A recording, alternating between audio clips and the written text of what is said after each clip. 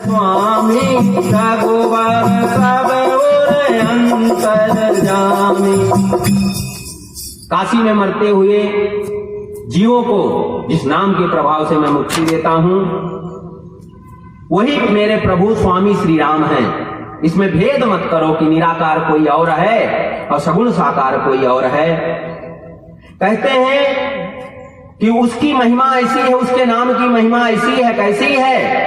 बेबसाहू जा सुनाम नर ताई, जन्म अनेक रचित यस गाहि, सादर सुमिरन जे नर करई, बहुबार देवो पद इव करई। कह रहे हैं उसके नाम लेने वालों के विषय में सुन लो। अगर कोई विवश होकर के जबरदस्ती भी उसका नाम लेता है तो क्या होता है? अनेकों जन्मों के उसके पाप नष्ट हो जाते हैं। और अगर प्रेम से कोई करे तब तो कहना ही क्या है? मीरा ने कल गाया था क्या कि भव सागर सब सूख गयो, मुझे फिकर नहीं अब तरनन की।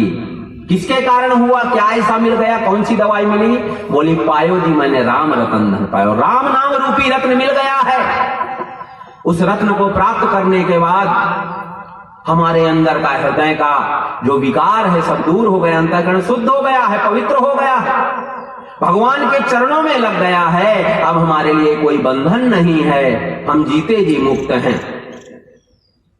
तो भगवान के नाम का जो प्रेम पूर्वक सुमिरन करेगा वो तो भवसागर से पार होगा।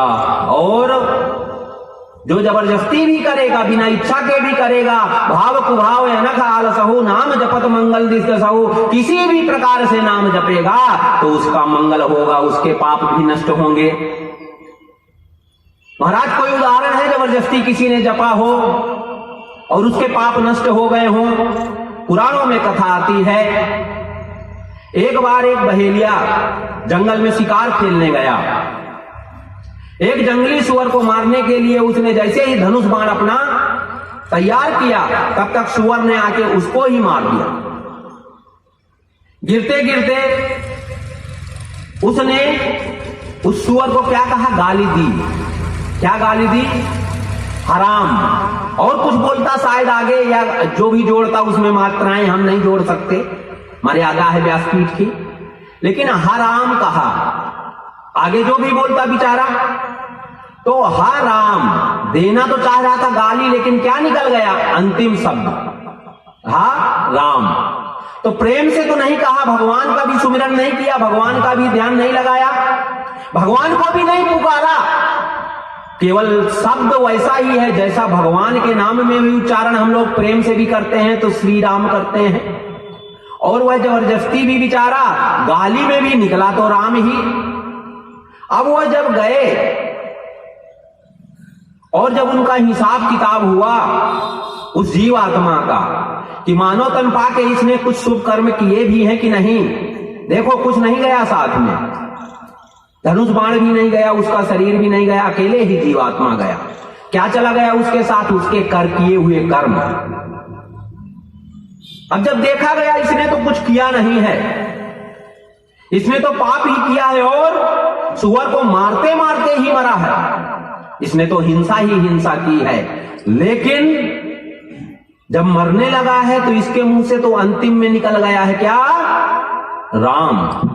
और उस राम नाम के प्रभाव से उसको अच्छी गति मिल जाती है। कहने का तात्पर्य है कि देखो उसने भगवान को भी नहीं पुकारा।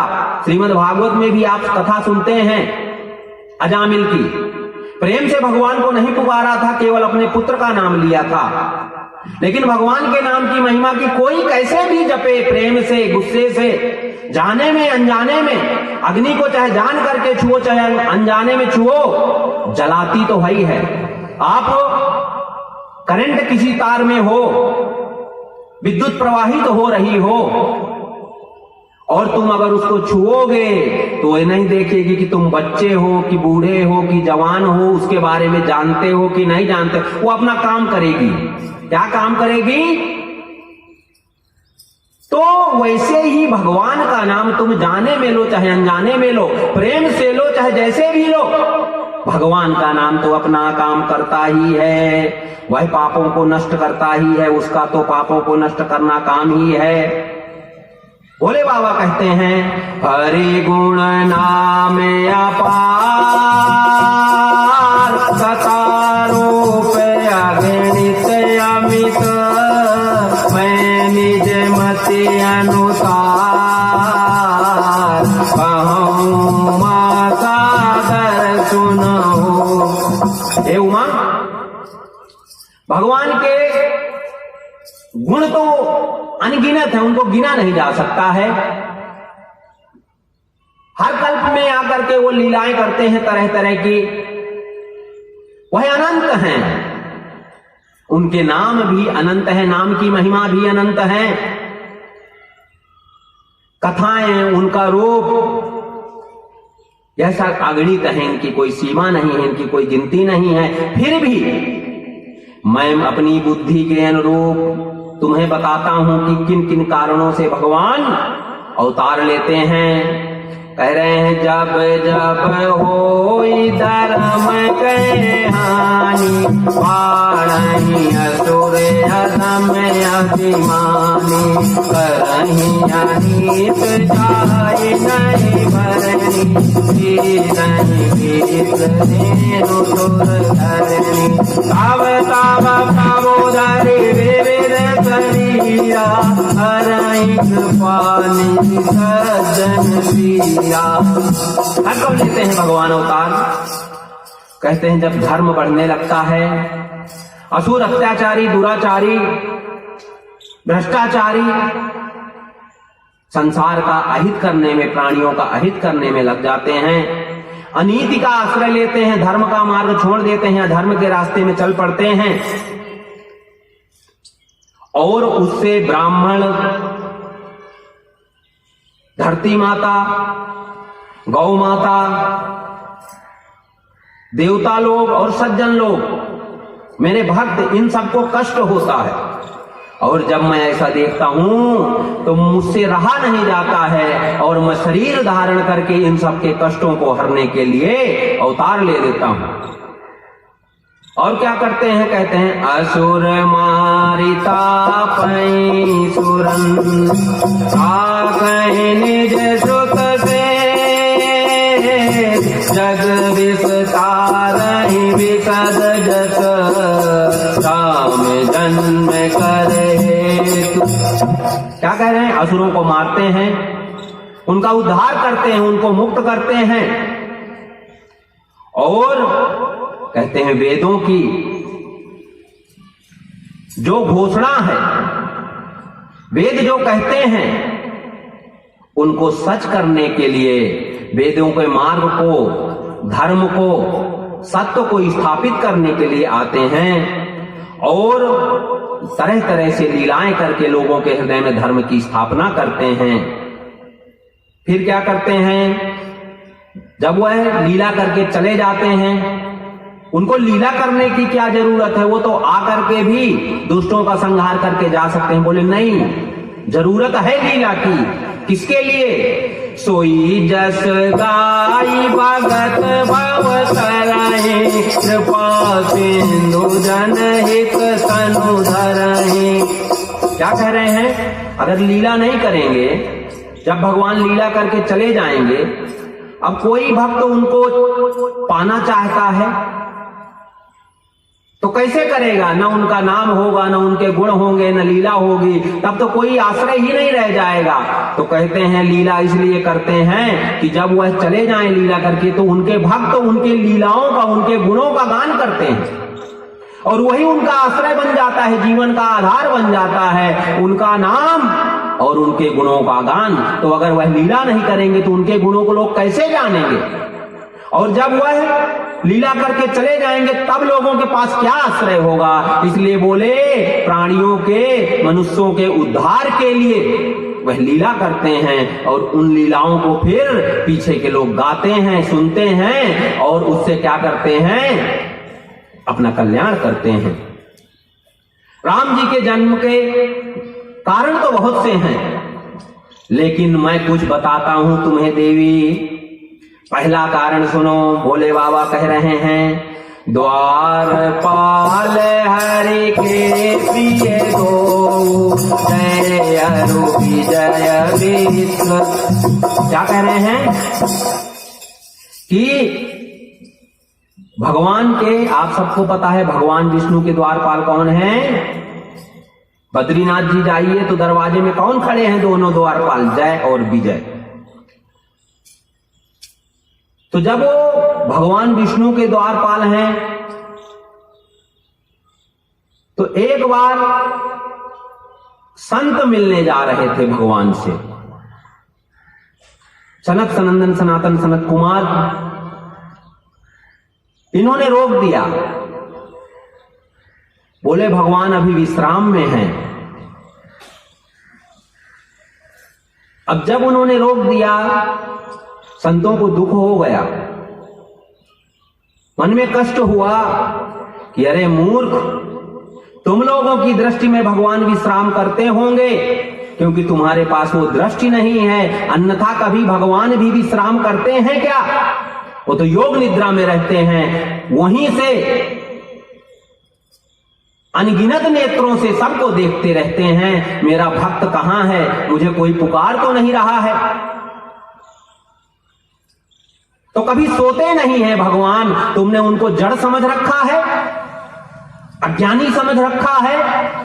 तुम भगवान के द्वार में रहते हो लेकिन भगवान की महिमा को नहीं जानते हो। जाओ तुम राक्षस हो जाओ, श्राप दे दिए।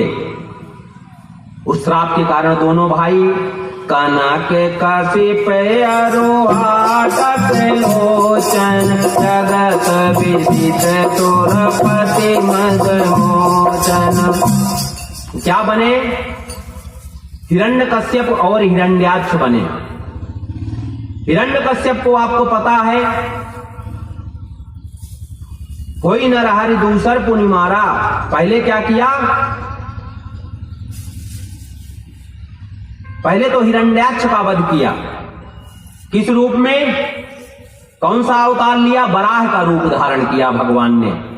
जब हिरण्याक्ष पृथ्वी को, अपने सुअर को आपने वराह को देख रखा आपने कैसा मुंह होता है, तो रख करके धरती को सीधे कहां ले गया था? पानी के अंदर ले गया था। अब बिना धरती के यहां कुछ हो नहीं सकता था। जीव कहां रहते, प्राणी कहां रहते, मनुष्य कहां रहते? तो भगवान वराह का रूप धारण करके जाते हैं और हिरण्याक्ष का उद्धार करके पृथ्वी को लाते हैं ऊपर। हिरण्यकश्यप था, कहता था मैं ही भगवान हूं, मैं ही ईश्वर हूं, मेरी ही पूजा करो, दूसरा कोई भगवान नहीं है। लेकिन प्रभु की लीला, उसी के घर में प्रहलाद जैसा भक्त हो गया नारद जी की कृपा से, क्योंकि उनकी पत्नी ने क्या किया? सत्संग कर लिया नारद जी का, और भगवान का भजन करती थी, और भजन के प्रभाव से सुंदर भक्त उनके गर्भ में आया, और निरंतर भगवान का चिंतन करने के कारण वह महान भक्त प्रहलाद के रूप में उत्पन्न हुआ। आप लोगों ने प्रहलाद जी की कथा सुनी होगी, कैसे हिरण्यकश्यप उसको सताता था, सबको कहता था मुझे भगवान मानो। एक बार छोटे में प्रहलाद जी नगर भ्रमण में गए हुए थे, ऐसे बच्चों के साथ खेलने चले गए थे। अब जब खेलते खेलते एक जगह पहुंचे तो छोटी सी कुटिया थी, छोटा सा मकान था कच्चा, अंदर से कीर्तन की आवाज आई, संकीर्तन चल रहा था, श्री राम जय राम जय जय राम, श्री राम जय राम जय जय राम। बोले मेरे पिताजी कहते हैं कि मैं भगवान हूं, मेरी ही पूजा करनी है, कौन दुष्ट है जो मेरे पिताजी का भजन छोड़ करके किसी और का भजन कर रहा है? ये क्या मेरे पिता की महिमा नहीं जानता है? उन्होंने आवाज लगाई, वह बाहर आए, देखे, भयभीत हो गए कि ये तो हिरण्यकश्यप का पुत्र है, कांपने लगे। बोले तुम क्यों मेरे पिता का नाम छोड़ करके किसी और का नाम जप रहे हो? बोले देखो, तुम्हारा पिता जगत का स्वामी नहीं है, जगत के स्वामी तो कोई और ही हैं। बोले तुम क्यों जप रहे हो उनका नाम? बोले हमने घड़े, जब कुम्हार घड़ा बनाता है तो उनको पकाता है। पहले तो मिट्टी, कच्ची मिट्टी से, आप लोग हमसे बेहतर जानते हैं, कच्ची मिट्टी में पहले बनाता है और फिर उनको पकाता है। तो बोले उस घड़े हमने बना रखे थे, उसमें बिल्ली ने बच्चे दे दिए थे और गलती से हमने उनको पकाने के लिए आग लगा दी है। अब भगवान पता नहीं कैसे करेंगे, हमसे बड़ा भारी अपराध हो गया है। तो हम भगवान से निवेदन कर रहे हैं कि भगवान उनकी रक्षा करें। बोले क्या तुम्हारा भगवान उनको बचा सकता है? बोले भगवान चाहे तो सब कुछ कर सकते हैं। तो बोले जब तुम्हारा यह इसका आंवा खुलेगा, जब आग इसकी शांत होगी तो हमको बुलाना, तभी खोलना उसको।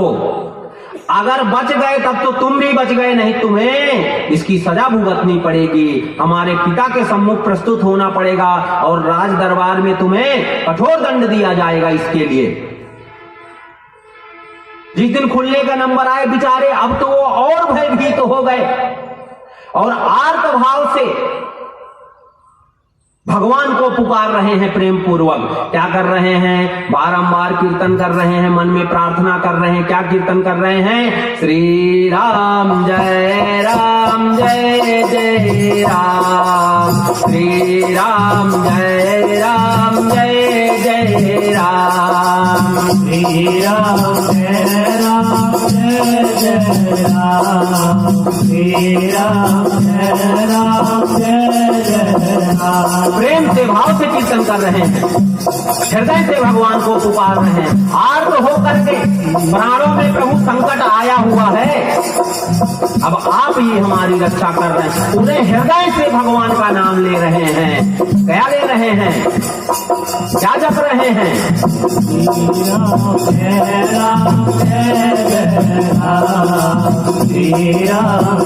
हे प्रभु, प्राणों में संकट आया हुआ है, रक्षा करिए।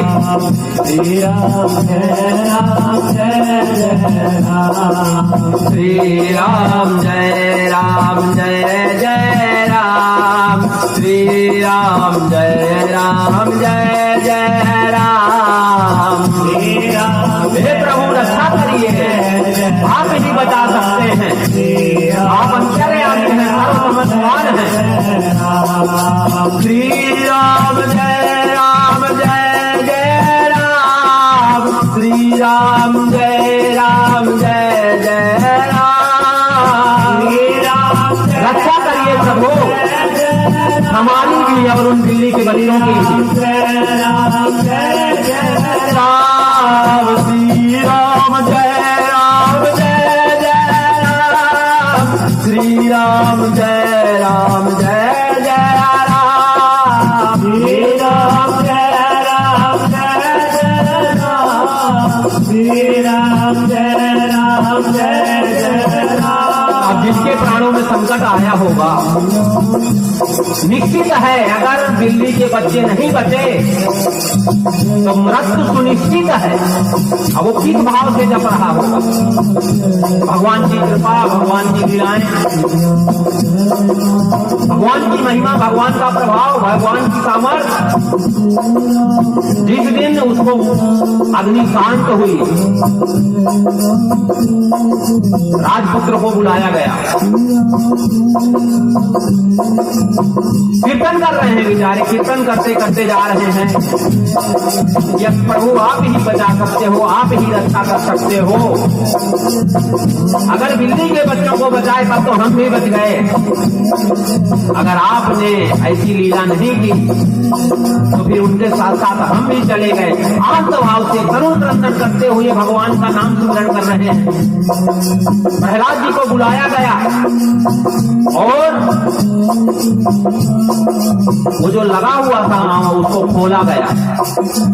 प्रभु की लीला क्या होता है, जब खुलता है घड़ों को निकाला जाता है तो घड़ा तो पक गया है, लेकिन बिल्ली के बच्चे उसमें खेल रहे हैं, प्रेम पूर्वक कीर्तन करने लगे सब नाचते हुए। प्रहलाद जी भी उनके साथ सम्मिलित हो गए और क्या कर रहे हैं, श्री राम जय राम जय जय राम, श्री राम जय राम जय जय राम। प्रहलाद जी भी करने लगे जो कल तक कह रहे थे कि तुम अपराधी हो, दोषी हो, सही स्वीकार कर लिया।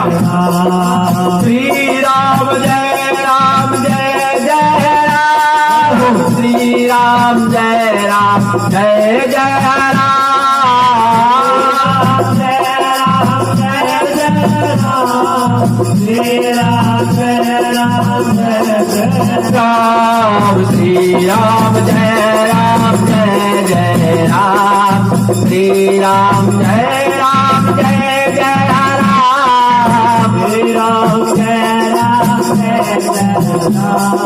श्री राम जय राम जय जय राम।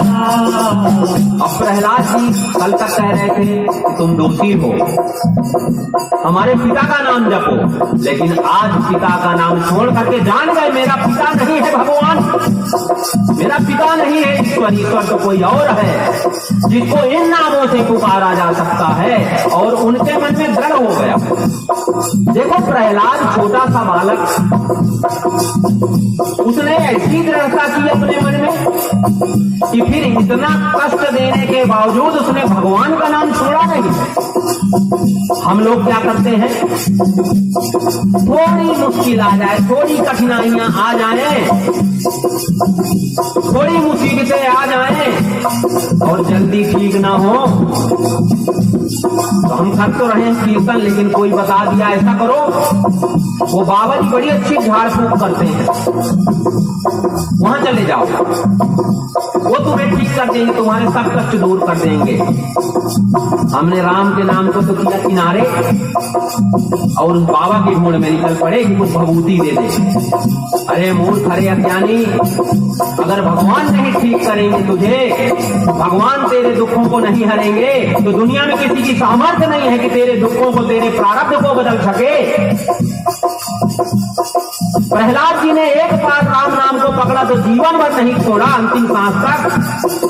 और हम लोग तो कितनी ही बार सुनते हैं, कमी क्या है, क्यों छूट जाता है भगवान का नाम, क्यों हम दूसरे साधनों का अवलंबन कर लेते हैं अज्ञान के कारण, क्योंकि हम भगवान की महिमा को, भगवान के प्रभाव को, भगवान के ऐश्वर्य को, भगवान की सामर्थ्य को ठीक से जानते नहीं हैं। जाने बिनु न होए प्रतीति, जब तक ठीक से जानोगे नहीं भगवान के विषय में तो विश्वास नहीं होगा, बिनु प्रतीत होए नहीं प्रीति, तब तक प्रेम नहीं हो सकता। प्रहलाद जी ने प्रमाण देख लिया, अब उन्हें किसी दूसरे प्रत्यक्ष आंखों से देख लिया, अब किसी दूसरे प्रमाण की आवश्यकता नहीं है। इसलिए जब भगवान के भजन में लगो तो भगवान की महिमा को ठीक से समझो, जानो, महापुरुषों के शरण में जाओ, चरणों में बैठो, बारंबार श्रवण करो और श्रवण करके उसके अनुसार आचरण करो और उसका अनुभव करो। ये सत्य है या मिथ्या केवल टाइम पास के लिए है भगवान की कथाएं, टाइम पास के लिए नहीं है, ये तुम्हारे जीवन को बदल देने के लिए है, तुम्हारे जीवन से दुखों को पूरी तरह नष्ट कर देने के लिए है। तो प्रहलाद जी बच्चे हैं, राम नाम मिला तो अंतिम सांस तक छोड़ा नहीं, और हम रोज राम नाम कहीं न कहीं लेते हैं, सुनते हैं, लेकिन मुसीबत आने पे उसको छोड़ करके और हिरण्यकश्यप की सत्ता को स्वीकार कर लेते हैं। प्रहलाद जी पर हिरण्यकश्यप ने बहुत कष्ट नाना प्रकार से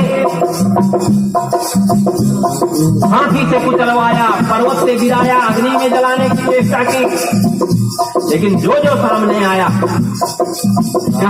यहां तक कि गुरुओं को कहा इसको मार दो। क्यों? क्योंकि अगर बाहर मैं कहता हूं सबको मैं ही ईश्वर हूं। मेरे घर में ही ऐसा पैदा हो गया है ये कुलक्षणी है, वो सुलक्षणी। लेकिन अधर्मी को धर्म अच्छा नहीं लगता है। बोले मेरा शत्रु मेरे घर में ही पैदा हो गया है, इसको नष्ट कर दो। बहुत प्रयास किया। अब देखना भगवान की कितनी कृपा है प्रहलाद जी पे, भगवान के नाम की महिमा। इतने कष्ट बरसाए हिरण्यकश्यप ने, लेकिन प्रहलाद ने कभी उप नहीं किया, कभी कराहा नहीं। भगवान के नाम में मगन रहते हैं और भगवान अपने हाथों में उनको पहाड़ से फेंका तो ऐसे बढ़िया भगवान ने अपने हाथों में रोक लिया। अग्नि में बैठाया हुआ होलिका को, क्या था वरदान प्राप्त था कि तुम ये साड़ी पहन के बैठोगी तो जलोगी नहीं। वरदान सब खंडित हो गए प्रहलाद का भक्त का। अगर तुम अहित चाहोगे तो तुम्हारा कोई वरदान काम नहीं करेगा। हुआ तो जल करके राख हो गई। प्रहलाद ऐसे निकल आए जैसे गंगा जी में स्नान करके शीतल जल से बाहर निकले हो। नाम की महिमा, नाम पर दृष्टा, नाम पर निष्ठा, नाम पर विश्वास। आखिर में देखो लोग बताने लगते हैं अगर तुम्हें ये कष्ट है तो इसका नाम लो, वो कष्ट है तो उसका नाम लो। नामों में भी भ्रमित करने लगते हैं। प्रहलाद जी ने हिरण्य किसको जपा था? नारायण नारायण जपते थे। अब नरसिंह रूप में नारायण को पता है मुझे किस रूप में जाके क्या करना है। वो हमें जरूरत नहीं है उनको समझाने की कि प्रभु आप इस तरह ये कर दो, उस तरह वो कर दो, इस रूप में आ जाओ। वो हमसे ज्यादा दिमागदार है। हम तो 4 लोगों का परिवार चला रहे हैं, वो ऐसे न जाने कितने ब्रह्मांडों को चला रहे हैं। उनसे ज्यादा दिमागदार मत बनो। आखिरकार हिरण्यकश्यप का कल्याण करने के लिए प्रहलाद जी के भक्त के प्रेम से वशीभूत होकर के नरसिंह रूप में भगवान आते हैं और हिरण्यकश्यप का क्या करते हैं? उद्धार करते हैं। कहते हैं वही दोनों राक्षस जा करके फिर क्या हुए? कुंभकर्ण और रावण हुए। 3 जन्म तक उनको राक्षस होने का क्या मिला था? श्राप मिला हुआ था। इस कारण से एक जन्म में उनका उद्धार नहीं हो सका। कश्यप आदित्य ने भी बड़ी तपस्या की थी, इसलिए एक कल्प में दशरथ और कौशल्या वह बने।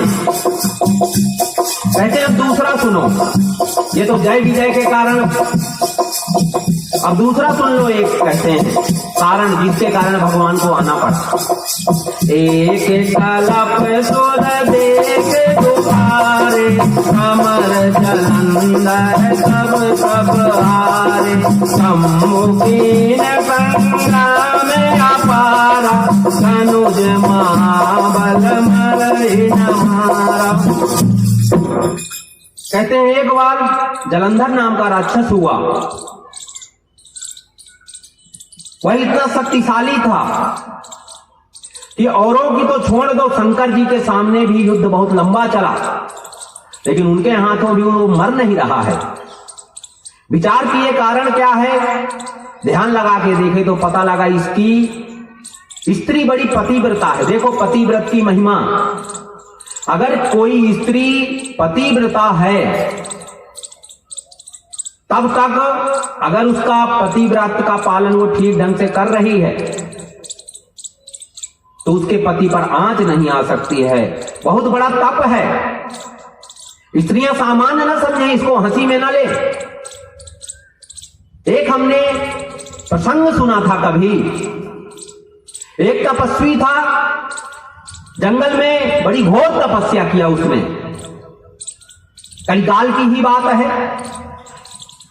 12 वर्षों के बाद जब उसने आंखें खोली और पेड़ में देखा तो जो चिड़िया सामने बैठी थी जल के भस्म हो गई। अब उसने सोचा मुझे सिद्धियां प्राप्त हो गई, क्योंकि दुष्टों को दूसरे के ऊपर राज्य करने में आनंद आता है, वो दूसरों को दबाना चाहते हैं, उनके ऊपर हिंसा करना चाहते हैं, तो उनका सहज स्वभाव ही होता है हिंसात्मक। तो तब भी कर रहा है और कहे के लिए कर रहा है कि मेरे से सब डरे, मेरे से सब नीचे रहें। भक्ति नहीं कर रहा। भक्ति करोगे, याद रखना, तप करोगे तो जिस इच्छा से कर रहे हो उसकी प्राप्ति होगी। लेकिन भगवान की भक्ति अगर कर रहे हो तो कैसा भी दुष्ट व्यक्ति हो वह सज्जन बन जाएगा। तो इसलिए कठोर व्रत अच्छी चीज है, लेकिन भगवान के करो, भगवान के लिए करो, और भगवान के लिए, भगवान की प्रसन्नता के लिए उनकी भक्ति का ही आश्रय लें। उसी से हमारे जीवन में परिवर्तन होगा, हमारा अंतःकरण शुद्ध होगा और वहां परमात्मा प्रकाशित होगा और हमारा उद्धार होगा। उसने जब देखा कि चिड़िया भस्म हो गई, मैं सिद्ध हो गया, अब मैं किसी को भी दंडित कर सकता हूं। देखो, कल्याण का नहीं सोच रहा, मैं कैसे जगत का कल्याण कर सकता हूं। क्या सोच रहा है? अब मेरे सामने अगर मेरा कहना कोई नहीं मानेगा तो उसको मैं दिखाऊंगा कि मैं तब करके आया हूं। गया भिक्षा मांगने के लिए, एक घर में बाहर से ही आवाज लगाई, जय सिया राम। एक माता ने अंदर से कहा, थोड़ा रुकना महाराज। फिर आवाज लगाई।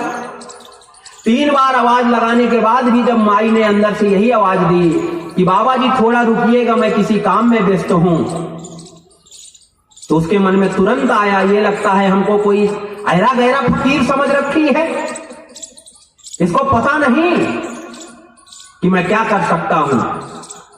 अंदर से वो माई बोलती है कि बाबा धोखे में नहीं रहना, मैं वो चिड़िया नहीं हूं कि जल करके भस्म हो जाऊंगी। आश्चर्य में पड़ गया बाबा, अरे मैंने तो कुछ कहा नहीं, और यह सामान्य गृहस्थ स्त्री, इसने कैसे मेरे मन की बात जान ली। वह अब खड़ा रहा, जिज्ञासा जग गई कि उसका दर्शन तो करूं, और उसके पास क्या विशिष्ट पद्धति है कि घर में रहते हुए वह इतनी सिद्ध है कि मेरे मन की भी बात जान ली। जब थोड़ी देर में वह अपने कर्मों से फुर्सत हुई, बाहर आई भिक्षा लेकर के, बाबा जी ने कहा, माता तुम्हारे पास क्या ऐसा विशिष्ट साधन है कि तुम यहां गृहस्थ में रहते हुए। बोली, मेरे पास ज्यादा समय तो नहीं है, पर मैं एक ही बात बताऊंगी। मेरे पति बीमार रहते हैं, उनकी मैं सेवा करती हूं, वही मेरे स्वामी हैं, उन्हीं की प्रसन्नता मेरा धर्म है, उन्हीं के हित के लिए मैं दिन रात चिंतन करती हूं और उन्हीं की सेवा में लगी रहती हूं। इसी एक साधन को मैं जानती हूं, शास्त्रों में जो वर्णित है, शास्त्र के अनुरूप मैं उनकी सेवा करती हूं, धर्म का आश्रय लेकर के। बोले, ज्यादा जानना चाहते तो ऐसा करो, एक कसाई का पता दे दिया। अब वो बड़े आश्चर्य में पड़े कि एक तो एक गृहस्थ औरत, मैं सिद्ध बाबा, उनसे ज्यादा सिद्धियां इसको प्राप्त हैं। अब फिर मैंने उसका समाधान पूछा तो कह रही, कसाई के पास जाओ जो हिंसा कर रहा है, वो कैसे सिद्धि प्राप्त कर सकता है। फिर भी अब जिज्ञासा है तो जाना पड़ेगा। गए, जैसे ही वहां पहुंचे, उन्होंने कहा, आओ आओ बाबा जी, उसने भेजा है। अब तो और आश्चर्य में पड़ गए। पहले टेलीफोन तो थे नहीं कि मोबाइल से फोन कर दिया हो कि मैं एक बाबा जी को भेज रही हूं, ऐसा ऐसा कहना तो वो तुमको सिद्ध मान लेगा। पहले मोबाइल की व्यवस्था नहीं थी। अब वो बड़े आश्चर्य में पड़े कि ये देखो कैसी अशुद्ध चीज बेच रहा है, अपवित्र वस्तु बेच रहा है, और सात्विक भी कर्म नहीं है इसका। उसके बावजूद उसने कहा कि महाराज मैं अभी व्यस्त हूं, थोड़ी देर आप बैठिए। अब जिज्ञासा है, बताओ, वहां बैठे हुए हैं बेचारे बाबा जी थोड़ी किनारे। जब वह शाम को फुर्सत हुआ उसने कहा अब आइए बाबा जी, क्या शंका है आपके मन में, क्या प्रश्न है आपका, बताइए। उन्होंने कहा मैं ये जानना चाहता हूं, देखो वो स्त्री थी, गृहस्थ घर में रह के हमसे ज्यादा उसको सिद्धियां प्राप्त हैं, तुम यहां ये काम कर रहे हो और तुम भी हमारे मन की बात जान लिए, तुम जान लिए हम क्यों आए हैं, कहां से आए हैं, क्या कारण है, तुमको ये सिद्धियां कहां से प्राप्त हुई। बोले भगवान ने हमको जहां जन्म दिया है,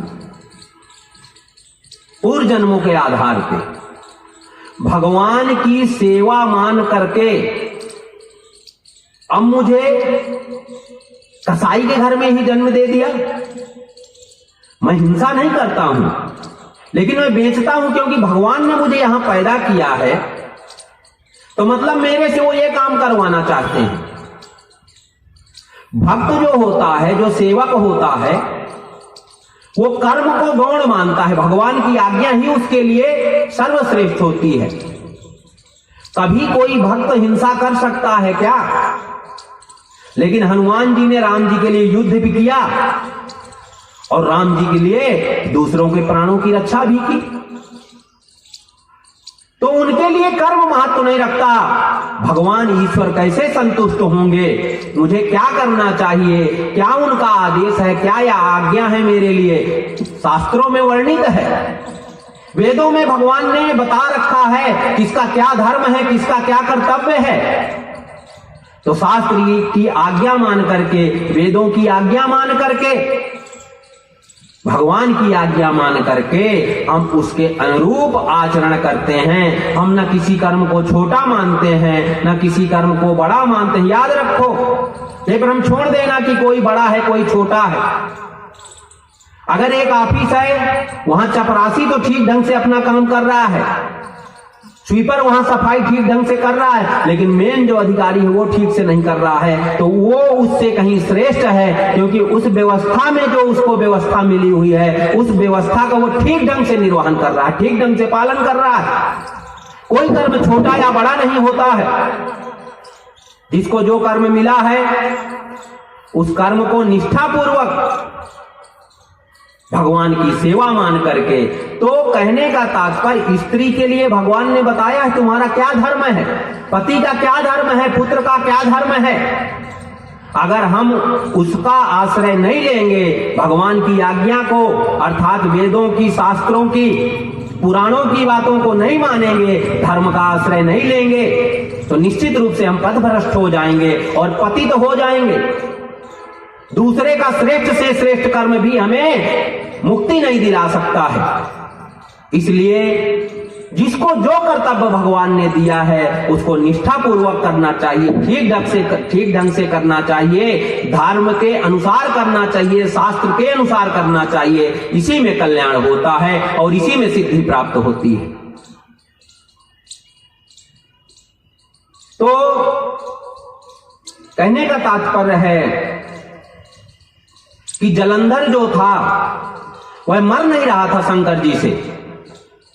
तब भगवान ने विचार किया कि इसके पास बड़ी शक्ति है, इसकी पत्नी सतीव्रता है, उसका पतिव्रत खंडित करना पड़ेगा। अब आप कहेंगे देखो यहां तो महाराज जी भगवान भी गलत काम कर रहे हैं। देखो भगवान देखते हैं किस में जगत का हित है। अगर वह नहीं मरेगा तो वह दूसरों को मार रहा है, सब प्राणियों को सता रहा है, सबको कष्ट दे रहा है। उसका मरना आवश्यक है पूरे संसार की शांति के लिए, पूरे सृष्टि की दूसरी व्यवस्थाएं ठीक ढंग से चलें, इसके लिए, दूसरे प्राणियों के सुखी रहने के लिए। इस वजह से अगर सबका हित हो और उसमें अगर एक व्यक्ति को किसी प्रकार से कुर्बानी देनी पड़े तो उसमें अपराध नहीं माना जाता है। उस जलंधर ने पूरी देवताओं को ही नहीं, पूरी सृष्टि को हिला रखा था। वो किसी को नहीं छोड़ रहा था, चाहे मनुष्य हो, चाहे देव हो, चाहे दानव हो, चाहे किन्नर हो, गंधर्व हो, यक्ष हो। उसने हाहाकार मचा रखा था पूरी सृष्टि में। इसलिए दूसरे समस्त प्राणियों के कल्याण के लिए भगवान ने उसकी पत्नी का पतिव्रत खंडित किया। उसने श्राप दिया कि आपने अपराध किया है, इसलिए आपको मनुष्य का रूप अब धारण करना पड़ेगा। तो कह रहे हैं भोले बाबा कि एक कारण तो ये बना, दूसरा कारण बताते हैं, तीसरा कहते हैं कि नारद श्राप दीन एक बारा, कलपेट पे लगी अवतारा। एक बार नारद जी ने भी श्राप दिया था, इसके कारण भी भगवान को अवतार लेना पड़ा। अब गिरिजा जी, उमा जी, भवानी जी, पार्वती माता बड़े आश्चर्य में पड़ गई कि नारद तो भगवान के भक्त हैं और नारद जी कैसे अपने स्वामी को श्राप दे सकते हैं। हे प्रभु, क्या अपराध कर दिया था भगवान ने ऐसा कि नारद जी जैसे उनके अपने भक्त ने उनको श्राप दे दिया। प्रभु ये कथा मुझे आप विस्तार से सुनाइए।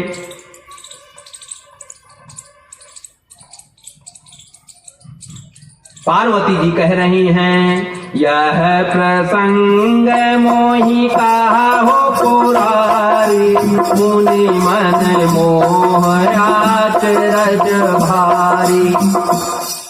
मुनि के मन में मोह हो गया, ज्ञान आ गया और भगवान को ही श्राप दे डाला। मुझे बड़ा आश्चर्य है।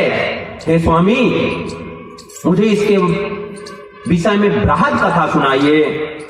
भोले बाबा कहते हैं, बोले बिहति महेश तब ज्ञानी मूढ़ न कोई, ये जस रघुपति कराई जस, तो तस चेतन होय। भोले बाबा भगवान के सिद्धांतों को जानते हैं। भोले बाबा कहते हैं, न यहाँ कोई मूर्ख है न कोई ज्ञानी है, पर जो धर्म का आश्रय लेता है और भगवान को ही अपना सब कुछ मानता है, तो भगवान उसको अपने इशारों से नचाते हैं, अपने लीला में शामिल भी करना चाहते हैं। भगवान को धरती में अवतार लेना है, इस वजह से उन्होंने एक छोटी सी लीला की। क्या लीला की? हिमगिरि गुहाए के अति पावन, समीप सुर करी सुहावन, आश्रम परम पुनीत सुहावा, देखी देव ऋष मन अति भावा। एक बार घूमते घामते टहलते हुए, सैर सपाटा करते हुए नारद जी कहां पहुंच गए? हिमालय। और जब हिमालय में पहुंचे तो बढ़िया सुंदर गुफा देखी। एक जगह सुंदर गुफा थी, आसपास बहुत वृक्ष थे और वृक्षों में क्या थे? फूल लगे हुए थे। अति मनोरम दृश्य था और गंगा मैया कल कल करती हुई प्रवाहित हो रही थी। ऐसा देख करके परम पवित्र सुंदर वातावरण, उनके मन में एक इच्छा जाग गई। क्या जागी? नीरा की शैल सारी विपिन अभागा, भयउ रमापति पद अनुरागा, सुमिरत हरि प्राप गति बाधी, आज विमल मन लागे समाधि। क्या कह रहे हैं? सुंदर दृश्य देख करके उनका मन, देखो भजन करना हो अगर तो हिमालय धरती में सबसे श्रेष्ठ स्थान माना गया है। नारद जी भी गए तो उन्होंने जब ऐसा मनोरम सात्विक दृश्य देखा तो उनका मन कहां चला गया? भयउ रमापति पद अनुरागो, भगवान के चरणों में प्रेम मढ़ाया उनको। और सुमिरत हरि, क्या कर दिया उन्होंने? कीर्तन चालू कर दिया प्रेम पूर्वक। और भगवान के सुमिरन करते ही क्या हुआ? सुमिरत हरि श्राप गति बाधी। समझना इस लाइन को, बहुत महत्वपूर्ण है। अगर तुम श्रापित हो किसी भी प्रकार से, अगर किसी भी प्रकार का पाप हो गया है तुमसे, दोष हो गया है, बहुत दुखी हो, तो याद रखना जब तक राम नाम लोगे, जब तक भगवान के नाम का आश्रय लोगे, भगवान के चरणों का आश्रय लोगे, तब तक तुम्हें वो पाप तपा नहीं पाएंगे, तुमको प्रभावित नहीं कर पाएंगे जब तक भगवान के चरणों का आश्रय लियो। बहुत ध्यान से सुन लो, समझ लो, इस बात को गांठ बांध लो। जब भी दुख तुमको बहुत समझ में आए जीवन में, तो क्या करना, भगवान के चरणों का आश्रय ले लेना, भगवान के नाम का आश्रय लेना उतनी देर के लिए। अब आप कहेंगे महाराज हम भजन करते हैं उतनी देर तो शांति रहती है और उसके बाद फिर चली जाती है। तो जब गर्मी आती है, बाहर लू बह रही होती है, तो जितनी देर के लिए तुम एसी के अंदर रहोगे तब तक तो भैया ठंडाते रहोगे। या तो हिमालय आ जाओ जहां परमानेंट शांति है, तो या तो दिन रात ऐसी जगह चले जाओ जहां विपरीत वातावरण ना हो, जहां क्लेश ही नहीं, जहां दुख ही नहीं है, सुख ही सुख है, आनंद ही आनंद है, तब तो बाबा जी बन जाओ। और उसमें भी ऐसे वैसे बाबा जी नहीं, कैसे बाबा जी, भोले बाबा की तरह। कैसे बाबा, भोले बाबा जी की तरह कि या तो अंदर ध्यान लगाओ तो सांस ऊपर लो तो मां, सांस छोड़ो तो राम नाम में ध्यान लगाने वाले, और बाहर की ओर आओ तो क्या करो, या तो श्री राम जय राम जय जय राम, या तो कथा सुनो और सुनाओ। इतना ही काम जो पकड़ लेगा वो तो परमानेंट हिमालय में है, उसको कभी गर्मी लगेगी ही नहीं। हिमालय में कभी गर्मी नहीं होती है, जितनी आपके यहां ठंडी है इससे ज्यादा ठंडी वहां गर्मी में रहती है। जब गर्मी होती है यहां, वहां भी गर्मी का सीजन होता है, लेकिन जितनी ठंड यहां है आपके यहां, इससे 3-4 गुना ज्यादा ठंडी वहां 12 महीना रहती है। आजकल तो वहां कहना ही क्या, माइनस में टेम्परेचर है, पानी बर्फ बन जाता है, फ्रिज की जरूरत वहां नहीं रहती है। लेकिन गर्मी में भी यहां से ज्यादा ठंडी रहती है वहां, तो या तो अगर ठंडी का आनंद लेना या तो वहां चले जाओ, मतलब कि ऐसी जगह चले जाओ जहां विपरीत वातावरण ही ना हो, मतलब कि संतों के बीच में चले जाओ, दिन रात भगवान के सुमिरन भजन कीर्तन में लग जाओ, दुख आएगा ही नहीं, मन कभी तपेगा ही नहीं, मन संतप्त रहेगा, पूरी तरह शांत रहेगा, विश्राम में रहेगा। लेकिन अगर हम ऐसी जगहों में हैं, संसार के रंगमंच में हैं और कोई लीला कर रहे हैं, पति की, पत्नी की, बच्चे की, बाप की, पड़ोसी की, कोई भी हम लीला कर रहे हैं, कैसी भी लीला कर रहे हैं, तो फिर सावधान हो जाओ। और नारद जी जो बता रहे हैं उसको ध्यान से सुन लो। क्या, नारद जी ने जब ऐसा रमणीय दृश्य देखा तो उनका मन भगवान के चरणों में लग गया, और भगवान के नाम का सुमिरन करते ही श्राप की जो गति थी, जो दक्ष ने उनको श्राप दिया था, उनके बच्चों को इन्होंने क्या किया, जब बार बार उपदेश करके साधु बना दिया। अब गृहस्थ आदमी तो चाहता है एक तो बच्चा रहे महाराज घर में, अरे एक को आपने साधु बना दिया, एक तो हमको दे दो, दोनों को मत ले जाओ। तो नारद जी का तो काम, बोले क्यों दुख में इनको डाले, इनको ज्ञान दे दें और इनको शांति में रहने दें, कहां इस माया जाल में इनको फंसाएं विचारों को। वो बढ़िया बैठते, लंबा चौड़ा प्रवचन करते, या सुन करके उनके हृदय में वैराग्य उत्पन्न होता, और दक्ष के वो सब पुत्र चले जाते जंगल में और आनंद लेते। दक्ष को क्रोध हुआ कि तुम एक भी बालक नहीं मुझे छोड़ रहे हो जो आगे मेरी इस बाह्य सृष्टि को संभाले, आगे मेरे कार्यों का निर्वहन करे, इसलिए मैं तुम्हें श्राप देता हूं, तुम ज्यादा देर बैठ ही नहीं पाओगे। और देखो, सत्संग चलते फिरते नहीं होता, याद रखना। नाम कीर्तन तो कर सकते हो चलते फिरते, उठते बैठते, ये साधन तो सब कर सकते हो, सब समय कर सकते हो, सब जगह कर सकते हो, लेकिन दूसरे साधनों के लिए पहले चित्त की स्थिरता चाहिए। चित्त को स्थिर करने के लिए पहले शरीर को स्थिर करोगे, कर्मेंद्रियों को करोगे, फिर इंद्रियों को करोगे, फिर मन को करोगे, तब जाके चित्त स्थिर होगा, तब भगवान में क्या होगा, भगवान में ये स्थायी रूप से लगेगा। नहीं थोड़ा मन गया तब तक दूसरी तरफ ध्यान चला गया, तो पहले बैठना पड़ेगा। तो नारद जी को श्राप दे दिए कि तुम बैठ ही नहीं पाओगे तो क्या प्रवचन करोगे, चलते फिरते तो इनका मन इधर उधर भटकता रहेगा। तो श्राप दे रखा है कि तुम एक जगह खड़े नहीं हो सकोगे ज्यादा देर तक। लेकिन भगवान के चरणों का जैसे ही उन्होंने चिंतन किया, सुमिरन किया, ध्यान किया, भगवान के सुमिरन से श्राप उतनी देर के लिए बाधित हो, उतनी देर के लिए याद रखना। अभी थोड़ी देर में सुनोगे क्या किया नारद जी ने। फिर जब चरणों से चित्त हटाया और बाहर चले थोड़ा घूमने, तो क्या हुआ।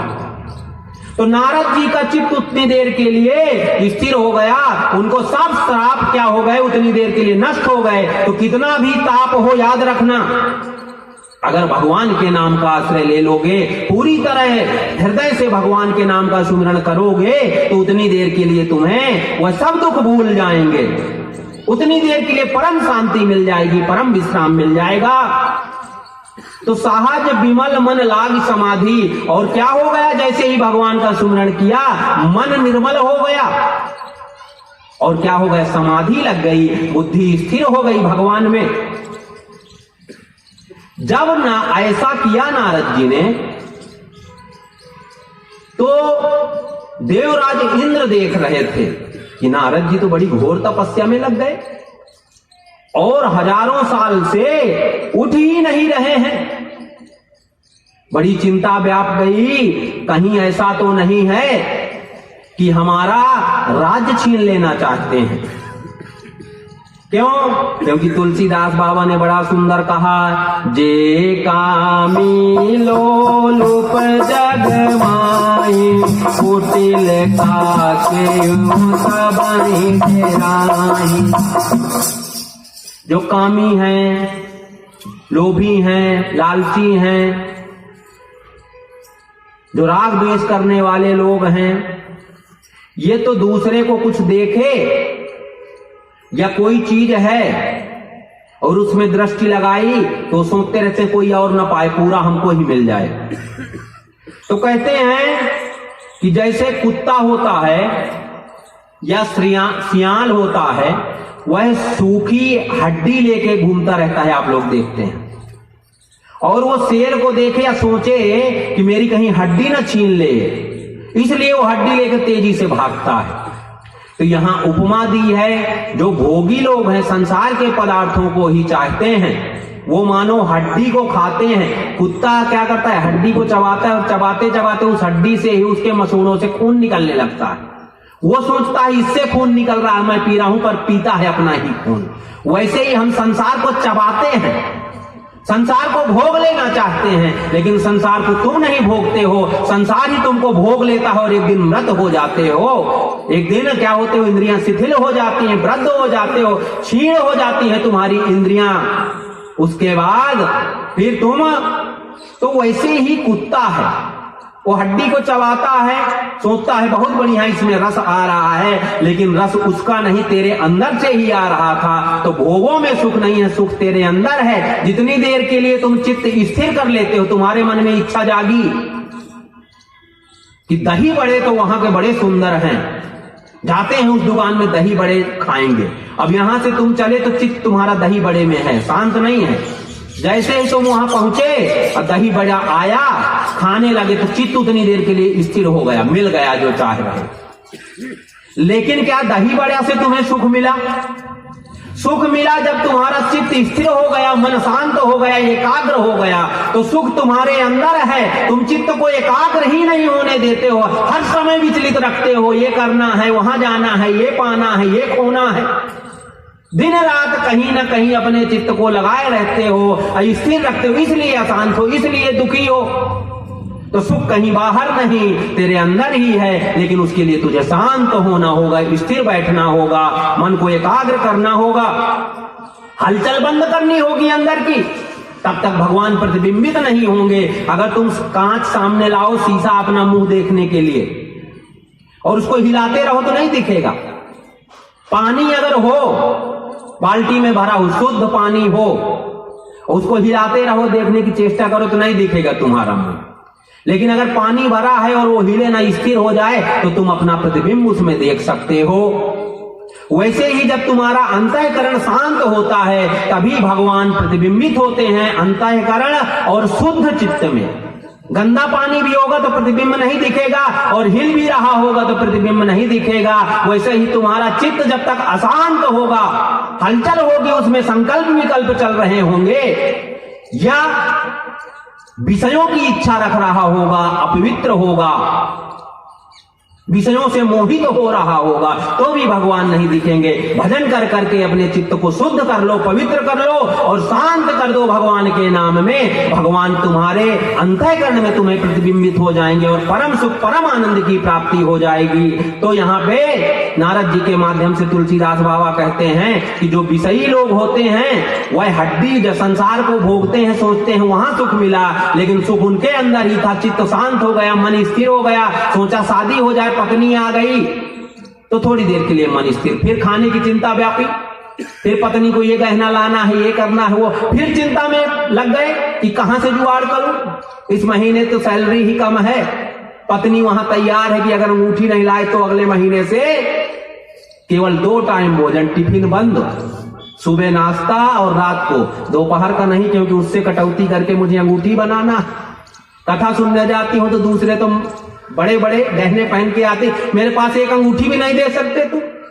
तो कहने का तात्पर्य कि सोचे थे शांति मिलेगी इसको प्राप्त होने के बाद, थोड़ी देर के लिए मन स्थिर हुआ, क्योंकि तुम्हारे मन में जो प्रबल कामना थी, थोड़ी देर के लिए उस वस्तु को तुमने प्राप्त कर लिया, तो उस वस्तु के प्राप्त होते ही थोड़ी देर के लिए तुम्हारा चित्त स्थिर हो गया, मन शांत हो गया, और मन शांत होते ही भगवान से तुम एकाकार हो गए। जरा